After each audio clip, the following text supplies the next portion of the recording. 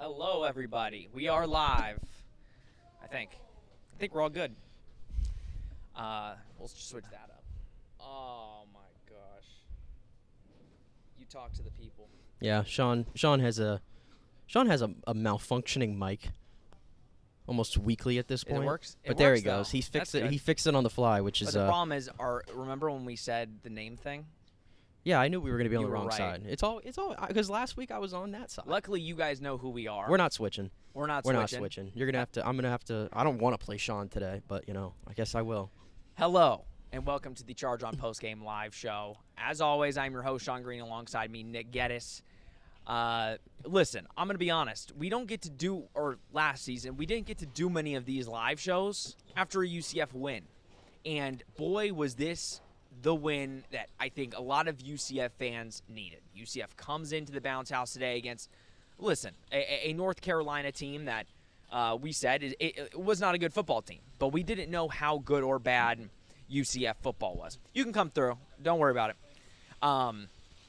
So we didn't know how good or bad UCF was. We saw them against two kind of middling opponents, struggle against the first one, played good against the North Carolina A&T, and you questioned, is UCF comparable to North Carolina? We said these are two comparable teams at this point. They quickly and definitively in the first half showed you why that team on the other end is in a way worse position than this UCF football team. Yeah, North Carolina until further notice, North Carolina is teetering on being maybe the weakest Power 4 team in the country. They're in that contention, I think, after what we saw Oklahoma today. State and UNC should be in the garbage. I'll bowl. put Oklahoma State in their own tier actually at the moment. But yeah, this was it was 10-0 I think after like the first 10 minutes. I turned to Sean and I was like, it's 10-0. We've only played 10 minutes, but I'm really comfortable about this. Like I don't see much life in North Carolina right now, especially on offense, and it pretty much stayed that way through the entire game. Like, I mean, this was a dominant performance, I thought, all the way around, offense, defense, and even special teams as well. And it was a complete performance, and you do that against your opponent. I mean, I think now I want to say UCF is a good team because, I mean, they weren't even close. These two teams weren't even close. I mean, they beat them like a drum today. I don't know if I was expecting it to be like this. I certainly, I picked UCF to win by 11. They end up winning by 25 points. I don't know if either of us saw that one coming, but, it's been a while since we've been able to come on one of these post shows where UCF plays, a Power 4 opponent, and we're like, wow. We're feeling really good about it and the performance that we saw tonight. I mean, I don't remember the last time UCF got a victory against a Power 4 opponent in a different conference. I don't even know when that happened. No, I think it was 2022 against Georgia Tech. I think me and Christian Simmons from the Pegasus podcast were up there talking about it, how that I think was the last time UCF beat a Power 4 contender or opponent, especially at home. But no, I mean, let's call it like it is. UCF was the much more dominant team. They won the lines of scrimmage. There's not really a lot of negatives to talk about. I'm sure we'll find a couple. But, no, like, this was over. You felt like it was over in the first half. The score at the end of the first half felt backbreaking to me. No, yeah, 20-3 at the end of the first half. Oh, you're fine, man. 20-3 at the end of the first half. Like, dominant performance.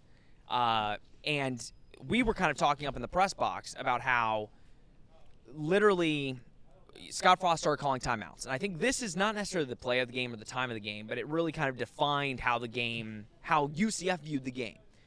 North Carolina was down there. UCF gets a big third down stop. North Carolina kicks the field goal. UCF burns their timeouts. And we're thinking, so UCF has a minute left. Do we really think they can go drive the ball down the field in a minute? Sure enough, off after a nice 15-yard roughing the passer penalty, a holding penalty or whatever. 3 penalties total on that drive. A bunch of penalties by North Carolina. UCF drives the ball down the field, puts up a touchdown to Kylan Fox, makes it 20-3 at the end of the half, and you kind of just feel, and it wasn't even, listen, even if they didn't score the touchdown, even if it was 13-3, the feeling was UCF is the completely more dominant team, and UNC is just going to be fighting for everything, especially on the offensive end. Yeah, and kind of how we said in the pregame show, rather, didn't really think there was much that we had seen from Gio Lopez, from his his ability standpoint, that this was going to put much of a scare into the UCF defense, which really, I think they're the story of the day. The offense obviously put up 34 points, and they more than did their part. But UCF right now is being led by their defense. And I thought, Gio, I think, he was 11 for 14, I think, at one point. So, he was making some easy completions and stuff, but there was nothing, down the field. I think that's one of the things we talked about. You don't see UCF anymore giving up these big 25, 30-yard chunk plays in the passing game. I haven't even seen a busted coverage or anything through 3 games for UCF. So, shout out to Alex Grinch. I think that was a hire that we were all sort of let's, wait and see on that one.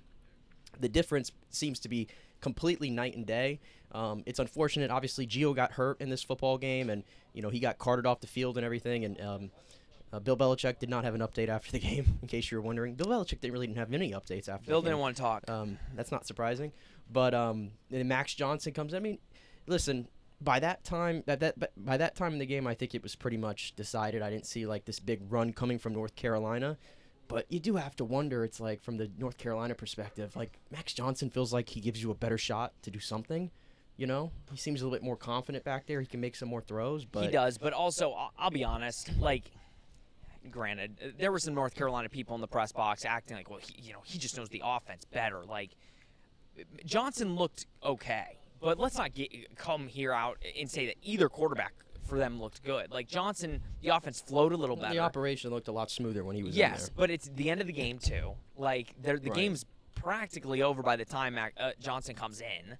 The only difference was good. The only difference when he was in there, obviously, he's not nearly as mobile as Gio Lopez is. So when UCF was able to blanket receivers downfield and the rush was able to get home, Max Johnson, for the most part, he was doing everything he could to try to fight for his life, but the UCF pass rush was usually able to get to him. So that was probably, the biggest difference you saw when they made the quarterback change. But again, by that point in the game, I didn't really think North Carolina had much to fight back, and they did not. No, they didn't. Let's talk about the defense a little bit. I think that's something that stupid mic, I swear. This mic is going to be the death of me. Sean and his mic. It also sounds like I'm echoing or whatever, too, so I got to figure that one out. But I'll give my defensive spiel, and then I'll throw it to you, and then I'll figure this out. I know we usually start with Taven or the offense, and we're going to get to that. But I think coverage-wise, because we keep talking about the defensive line, and as we should, the defensive line is really good.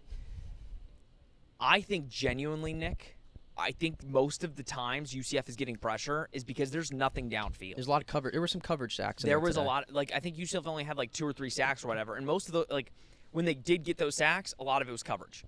And I think that's what you can really look forward to. And again, I think we have to be honest with ourselves and say that there's a lot of football to be played. UNC is not a good football team. We said that coming in, that we didn't feel UNC was a good football team, but we didn't know how good UCF was. I think UCF is in a different tier than a team like North Carolina, and I think that we're really going to find out how the defense is in the weeks ahead. But this was a good sign to say that this defense can hold their own against some teams that maybe a year ago you wouldn't be able to hold your own against. Yeah, I think the big thing today, too, is UNC had 216 yards of total or 217 yards of total offense in this football game. They were 5 of 13 for third down, so that's not great. And they only rushed the ball. We talked a lot about UNC sort of finding an identity, and we were talking a lot about Damon June coming into this football game. I thought late in the game he started getting it going a little bit, and he finished with 10 carries for 50 yards. But nothing hurts you, though. No. And I think that was the big thing. Now, part of this had to have obviously been game script, because when UCF gets out to a lead, obviously that kind of it hurts you a little bit when you want to try to establish the run, and at that point UNC had not been able to do that. Yeah. But that's a credit to UCF. I think they clearly came out today and was like, we're going to stop the run. We're going to make whoever's playing quarterback there try to beat us. And the coverage, we were watching it, and we have a great view from up there. It's just not many guys open, man. No. They're really not open at all. And to be fair, and that second half was really boring. Don't get me wrong. For a majority of the second half, North Carolina went on a 9-minute touchdown drive. To be fair, though, they'd have 3 fourth down opportunities. Yes, they converted, and you have to give them credit. But they weren't letting huge runs. They weren't giving up huge gashing runs like in years past UCF would give up. I think the longest run I really saw was maybe an 8-yard run or something like that. They were really keeping everything in front of them. And, yeah, they gave up the touchdown. But it was almost like you were almost assuming they're going to go down and score here. They took off all the time in the third quarter, and then UCF goes on a 10-minute drive in the fourth quarter, a 10-minute touchdown drive to basically just say, get out of Orlando, go back home, we're ready to move on to the next week. Yeah. I almost wanted to transition to the offense because you said that, but I want to wrap up a few things defensively. Just some standout performances we saw today. Welcome back, competent linebacker play. Competent linebacker at the University play, of Central Florida. Lewis Carter was everywhere today. Cole Kozlowski, I love him. got the start. I might get his jersey. I thought he played a really solid game, and of course I have to shout out my boy Horace Lockett, creating the first interception of the football game. He sticks that big mid out there, gets it on the pass of Gio Lopez and right into the hands of Mr. Nigel Kelly. That was a very fun interception there. So those are the couple of stand-up performances I saw. And also, when that happened, and I talked about this pregame, sort of like the energy in the building and trying to get it back a little bit, to what it was. Man, it was here today. This was, before the game started, you want to talk about the fact that after halftime, I am going to. Don't. I am going to. Okay. But I will say the beginning of the game had a fantastic vibe to it. I thought everybody was pretty locked in on this one, and the press box shook. And listen, the press box has not shaken much over the past year, so that felt great. It was good because there was a lot of UNC reporters that came and made the trip, and whenever there's people that come that necessarily haven't been to the Bounce House, I always want to put on a good show so they can be oh, okay, it's a good environment, and I think they did. My mic again. We can switch to one mic here. No, it's fine. If it's easier, you can keep playing with your mic. That's fine. It's fine. I just have to keep plugging it in, which is fine. There you go. You're back on. You're back live. No more, because I'm just going to put my pinky right through it.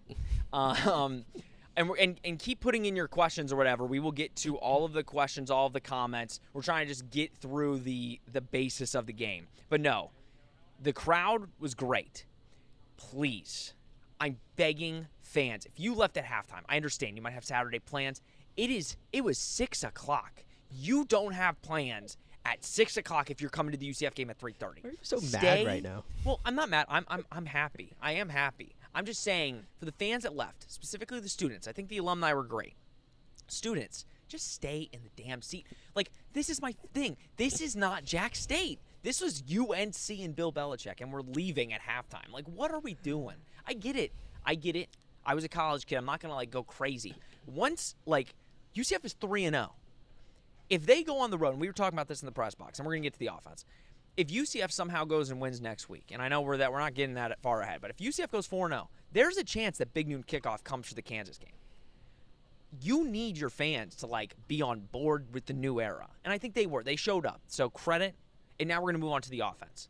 Taven Jackson, solidified. They was already kind of solidified.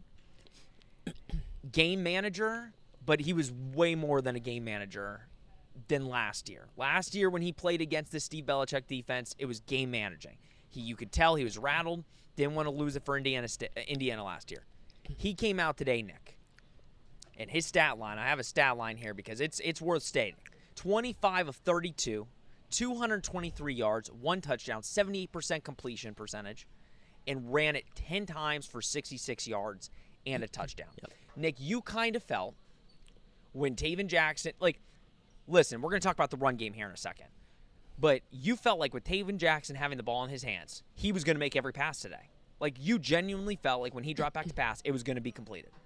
Yeah, nothing. So the way I looked at this for Taven Jackson today, I think the word that came to mind was efficient. This was an extremely efficient game. You used the word, sort of game manager, and that carries such a negative, connotation a lot. But every great quarterback is a game manager, to be honest with you. Yeah. But in terms of managing the game and being in control, I think that's a better way to say it. He was in control of everything today. There was nothing erratic about his play. He was really confident. This is why we were saying, let's continue to try to get some continuity with this offense and with Taven running it and see where it takes us. And I think the thing that really stood out to me today, we haven't seen this in a few years with the UCF offense. I like them taking 6, 7, 8 minutes on these scoring drives. Yeah. I like it. It's really methodical. That's something UCF has always been sort of stereotyped as this quick score team. They move quick, they have tempo and everything. it was kind of refreshing to see them sort of like slow it down a little bit, and they More were really than a little. yeah. They were huddling every time. Every time. They were making a sub every time, which we saw every tight We end saw on the roster we saw today. Caden Peening. I think was this his debut this year? Debut, because he's been injured. He was right in there on the first play, and so he was making plays. Dylan Wade, I think, was the leading receiver today. Hopefully Dylan Wade's okay. Hopefully he's okay. His arm was in a sling when he came out of the game, but he got play. Kylan Fox got the touchdown. Max Drag got in. I mean, they were using everybody. I think that was the cool thing. They were subbing in and out constantly, but everything seemed like it had a good rhythm to it, and I thought Scott Frost called a beautiful game. I mean, when he had to pull out a play out of his bag, and we talked about the offense a little bit, maybe a little vanilla in those first 2 games because you could get away with it. Yeah. It seemed like they opened it up a little bit more today, and especially because UCF is really struggling right now, kind of generating a consistent ground game. It seemed like they called a lot of different plays, whether these swing passes. You saw Dwayne Thomas was getting a lot of work, man, just going back and forth at the line of scrimmage to start, and he was getting all these swing passes and some of these handoffs. They're doing things to try to generate a ground game elsewhere. Obviously, that's something they're going to have to get better at, especially when you get into Big 12 play. But I was really impressed by the play calling today. No, and honestly, you talked about, like, obviously the first 2 weeks kind of being very vanilla. Yes, they opened it up a little bit. It was still pretty vanilla. It was basically all the short intermediate stuff. They didn't really throw the ball deep because they didn't have to. They didn't have to. I mean, the middle of the field was wide open all day for these little 5-10-yard passes, and they would let those guys run a little bit. Again, as a Bill Belichick savant. Oh, savant. Here's the thing. I think they knew that Bill Belichick and the staff, their goal, their mission was going to be to stop the run game. We're not going to let Miles Montgomery and Jay Nixon beat us. And I think Scott Frost knew that and said, listen, we're probably not going to be able to run a lot this game. Our run game is going to be supplemented by our short passing game. And that's how they got the touchdown at the end of the first half here. The minute they bit on the short pass, they threw still short, but a nice little lob to Kylan Fox, right? And then they didn't think Taven was going to run all that much. Yeah. Because last year in the game against Indiana, and he hasn't shown that he can run a lot, those times that he pulled it, the defense was going with the running back. So Scott Frost outthought the greatest coach of all time on the other side. That is not me trying to disrespect Bill. I love Bill. But that he was out game planning Bill Belichick and what they had on the side. I do want to get to the run game. There are 2 negatives. 2 negatives from this game that make me nervous. The run game is a problem. It is. The run pass blocking or the run blocking is rough. Like, it is. The runs at Miles, not many holes out there. There's not holes. You're watching the replays up on the big board, and Miles is being shifty right and left trying to find something. There's nothing. And I think there is a concern there because you're not going to be able to do what you did tonight against every team. They're going to see this game plan and see, okay, UCF has struggled to run the football. We're going to take away that short passing attack. Now, granted, I think UCF has a deep game that they're not just showing. But you're going to need to find a way to run the football. This is now 3 straight games. I know last week they ran the ball good, but it still wasn't. Yeah, you could tell. Bottom line, this offense needs to sort of run through the run game, and it needs to be run through Miles Montgomery. I think that's what they would ideally want it to be, but it's just not there right now. And, we talked about it. Miles, even in the first 2 games, a lot of the yardage he's picking up, it's tough, gritty yardage. It's him having to make someone miss. It's him having to break a tackle. It's all of that stuff. And today they just didn't have it. But it was still impressive, though. Like, even without that, they found a different way to win. And I think that gives you some confidence in this offense moving forward because I don't think this run game is going to be held down the entire season. I think the guys involved, the coaching involved, I think is too good for it to be like that. And the way they got around that today, Sean, and we talked about this and everybody was calling for it, you saw Jakari Brown sprinkled in throughout this football game. And we were interested to see what kind of packages that they were going to dial up for him. And when he was in there, the threat of him taking off with the ball or handing it off, whatever, that was when UCF was actually able to get a little bit of a run game because Jakari, when Jakari has the ball in his, he's fun to watch, man. He's so shifty. He's able to make guys miss. So I love sort of like the introduction of that, and then we already talked about some of the swing passes and stuff like that they were doing to try to add that to the ground game as well. So they got around it today, but certainly I don't think that's the way they necessarily would want to do it. No, and I think that's there. Listen, somebody put a comment in about that Scott Frost said that UNC took away the deep passes, which, again, makes sense. But let's not kid ourselves. They were playing up on the ball basically after the first quarter. They were playing up. They were trying to take the run game away. That was what they were trying to do. And listen, I do think UCF could have thrown it deep. They weren't playing high safeties for the most part. I was looking. I was like, oh, you could go deep here. They had opportunities. I just think they were being very methodical with how they were taking yards away. They weren't trying to, in the second half even, like in the second half, they were being very methodical of like, okay, and they should have picked up the first down on that 4th and 1. That was ridiculous. Or the 3rd and whatever. But they were being very methodical. And I think for a UCF team that has struggled with clock management in the past couple of years, this is what you want in terms of clock management. When you are beating a team down and you are the superior team. That drive at the end right there.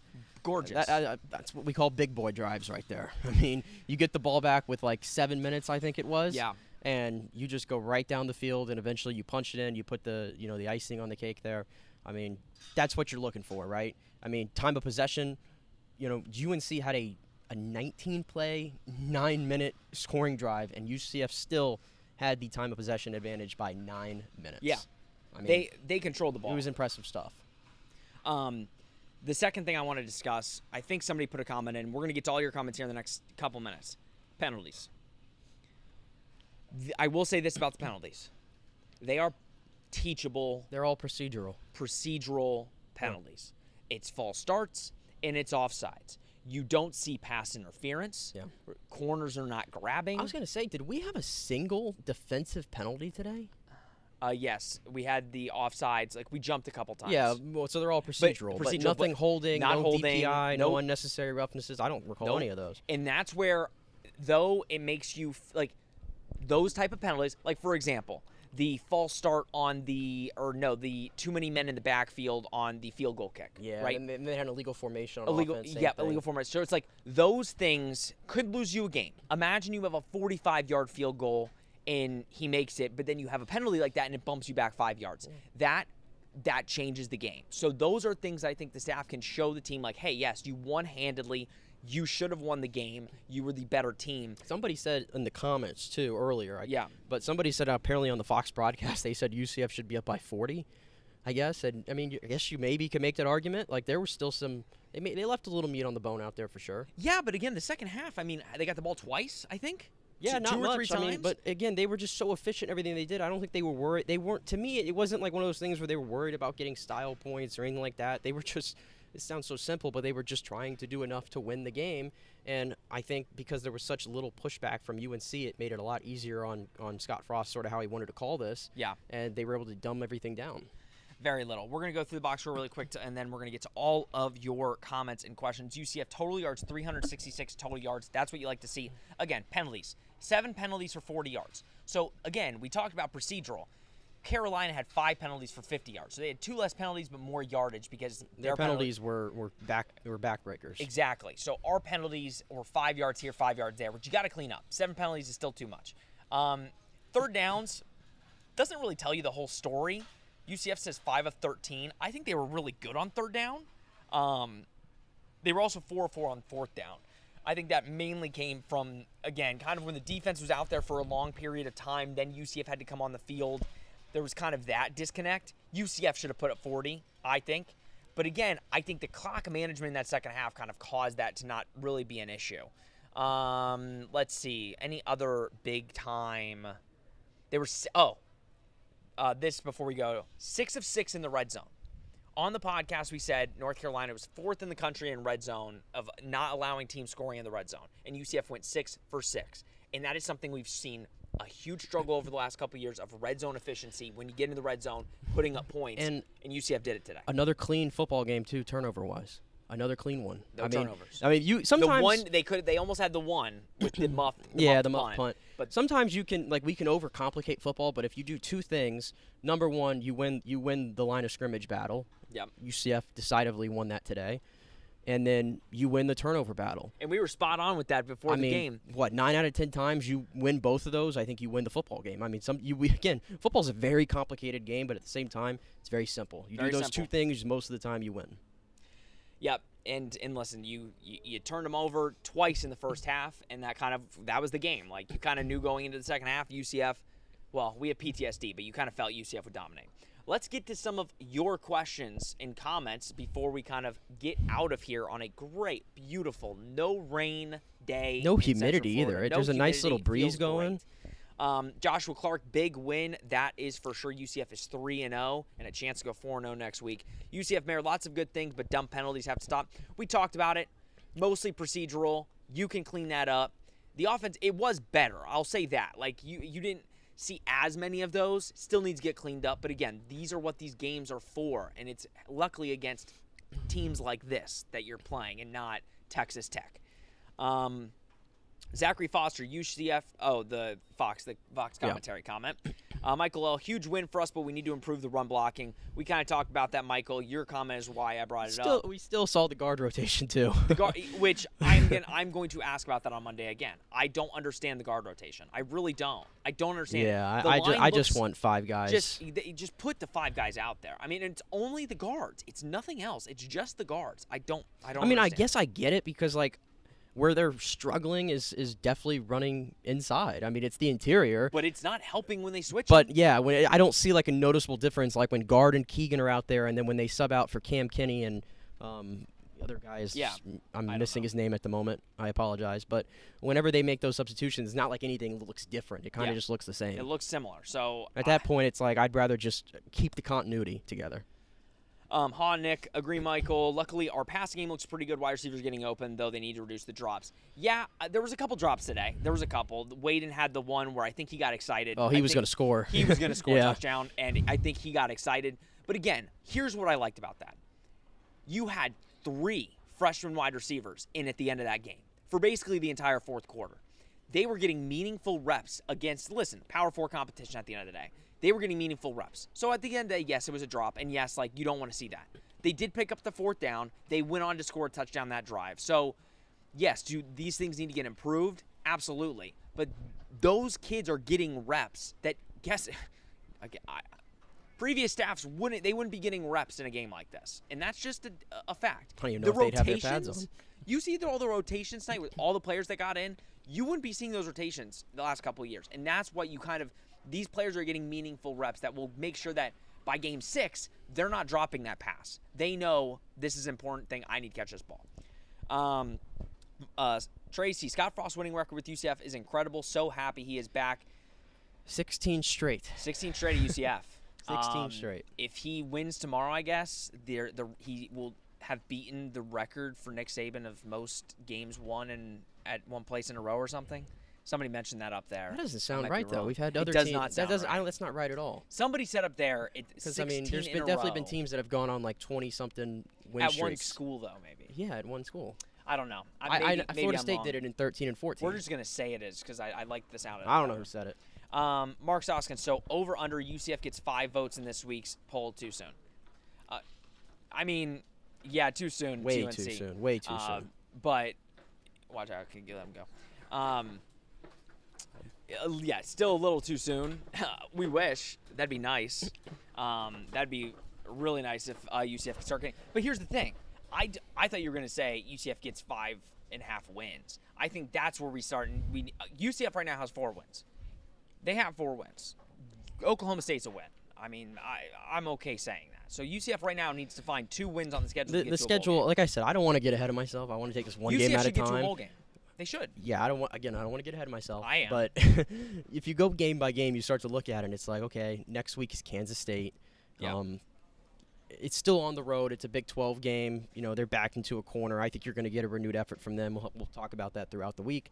West Virginia is on the schedule. We know that. I mean, they beat Pitt, but that's a rivalry game. Those always go back and forth, but I don't think they're a great football team. You have Oklahoma State on the schedule. I mean, you have there's some opportunities there. Yeah. But let's take it one game at a time. One game. Nick. So does Jack State beat UNC? I think too soon college football folks will say UNC is worse than we thought they were, not give UCF credit. No, let me be clear here. UCF will not get credit for this win. The national media will talk about how bad UNC is and how Bill Belichick does not have this team good at all. Don't expect to get anybody talking about UCF. But again, you shouldn't expect it. You shouldn't want it. UCF at this point right now doesn't deserve anybody talking about them. They haven't done anything yet. They're 3-0 against 3 bad football teams.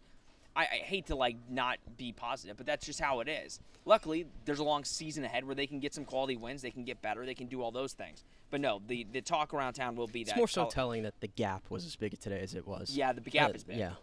2 teams that should be very close. It should not have been 34-9. Through the late night, great game today. Shouted, hey, during your pregame show while sprinting. Oh, that's you. Okay. Through the late night's always in here. And he was the guy that said hi. So thank you for coming back for the postgame show. We appreciate it. Jessica Sheldon, can we beat KSU? Yes. KSU is one of the worst Big 12 teams. It's actually good that your first road matchup it's still, Manhattan's a tough place to play. Kansas State's not a good football team. They've kind of shown you who they are. Still going to be a tough. Oh, sorry about that, guys. You're good. They're going to still be tough to beat, especially going. Oh, you're fine, guys.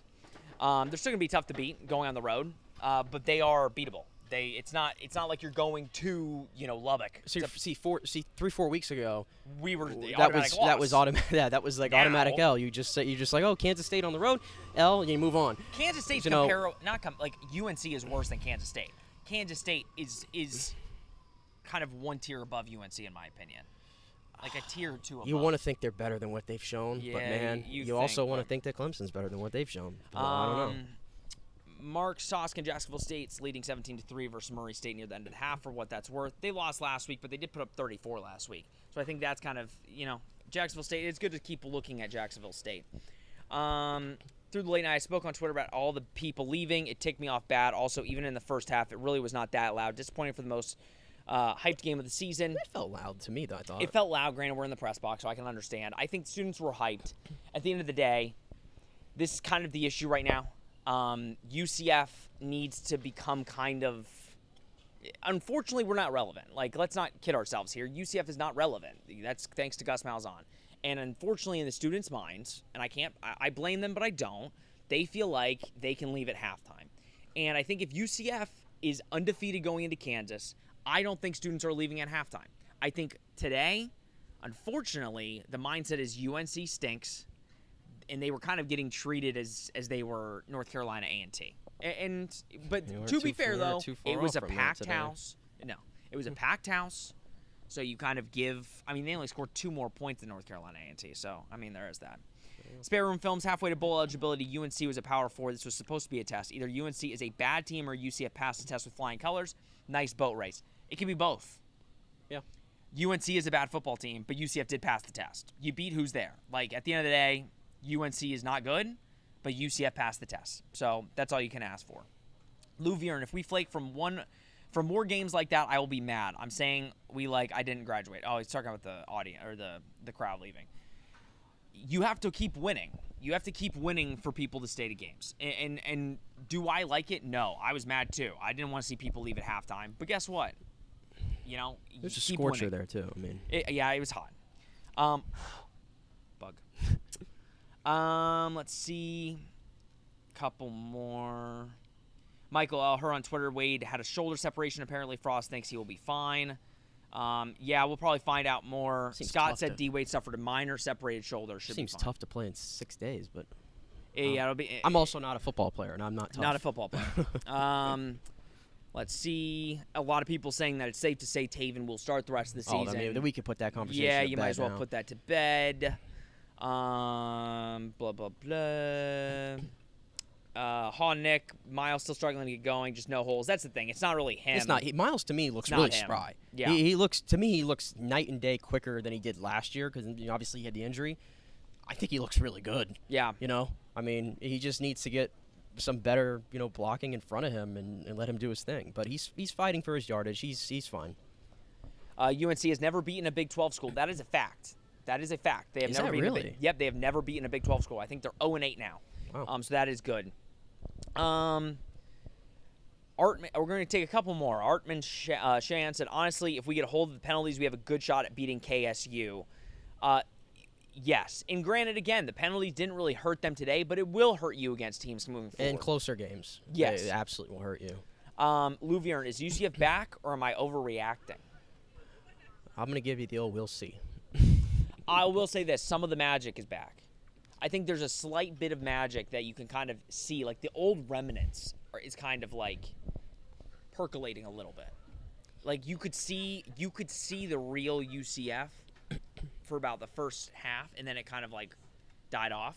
But you could see some of the things that made UCF special. I just, like I said, I think I just love the long drives. I think, I mean, again, we just haven't seen those in years at UCF, and I like the new way they do sort of identity shift. Kansas is clobbering West Virginia, I guess. So that's something. This is a good comment to sum it up. Joe P, super proud of the guys today. I like what they showed, especially on defense, sound tackling for sure. Everyone running to the ball, no blown coverages, really nice win. Can't wait for next week. I mean, I think that pretty much. It's a great comment, Joe. That is the thing. I like the run to the ball. They run to the ball. Oh, they're a lot. They're so much faster on defense than what we've seen. I don't understand. I just don't. It makes me more mad about last year because I feel like they had talent. Dude, they are running. They run to the ball everywhere. And then one more to wrap it up.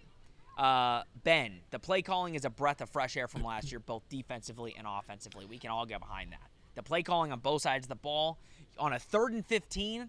We're not looking at each other like they're gonna pick this up. Yeah, we're in hell. on a 3rd and 1 for offense, we're like, we feel confident that what's gonna get called should be called.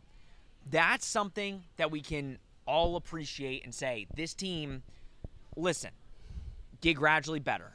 You didn't beat a world beater today, but you beat a team handily that you should have beat handily. Next week's another challenge. We're gonna get to all of that next week. But UCF starts season 3-0. Nick, any final thoughts?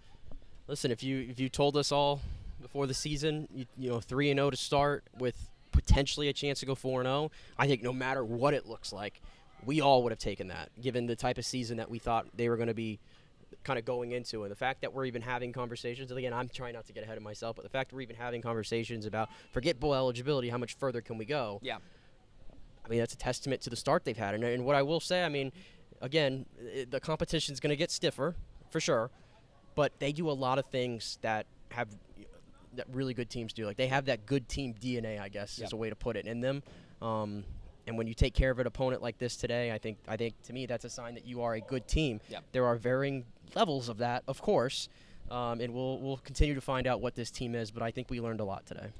UCF is 3-0. They are halfway to bowl eligibility. That is, listen, they were 3-0 last season and everything fell off the rails. So you do have to preface by saying that. This feels a little different. Feels a little different. Feels a little different. So I think it's safe to say UCF is gradually getting better, and they've got some games on the schedule that if they play like that, they will make a bowl game, and who knows how many more wins after that. There's a chance 7 wins is doable.